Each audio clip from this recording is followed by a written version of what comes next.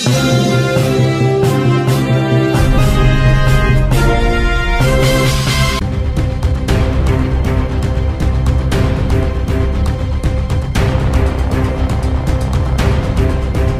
आज एक प्रेस कॉन्फरन्सचं आयोजन करण्यात आलेलं आहे. घरफोडीचं प्रकरण दिसत आहे. काय नेमकं कारण होतं आणि कशा प्रकारे आपण रिकव्हर केलं? झुबेदा युसुफ खान म्हणून या मुंब्रा गेटच्या जवळ राहणार एक महिला होत्या. तर त्या सेवानिवृत्त प्यून आहेत, एका स्कूलमध्ये त्या प्यून होत्या आणि त्यांच्या सेवानिवृत्तीचे पैसे त्यांनी बँकेत ठेवलेले होते आणि वाशिम जिल्ह्यातील कारंजा लाड येथील त्या मूळ रहिवासी आहेत. तर सेवानिवृत्तीनंतर तेथे जाऊन घर बांधायचं असा त्यांचा प्लॅन होता. त्यासाठी त्यांनी सर्व पैसे काढले आणि घरातल्या कपाटामध्ये ठेवले आणि त्या लग्नासाठी त्यांच्या मुलीसोबत गावी गेल्या होत्या.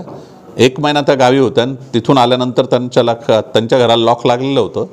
परंतु घरात गेल्यानंतर त्यांच्या लक्षात आलं की हे लॉक आपलं नाही आहे आणि जे कपाट आहे त्या कपाटातली कॅश गायब झालेली आहे. तर मग त्यांनी येऊन आपल्या इथं पोलीस स्टेशनला गुन्हा दाखल केलेला आहे. तो गुन्हा दाखल झाल्यानंतर आपल्या डिटेक्शन टीमचे जे हेड इन्चार्ज आहेत तेजस सावंत साहेब आणि त्यांची पूर्ण टीम यांनी त्याच्यात सखोल तपास केला. ते लॉक कुठून खरेदी केले इथून सुरुवात केली.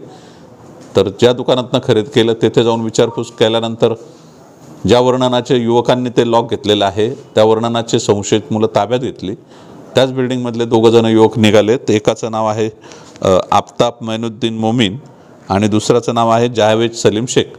ह्या 2 युवकांनी ते घरफोड केलेली होती आणि सदर पैशातनं त्यांनी 2 महागड्या बाईक, काही मोबाईल, काही सोन्याचे दागिने आणि काही पैसे उरलेले होते ते सगळे रिकवर केलेले आहेत.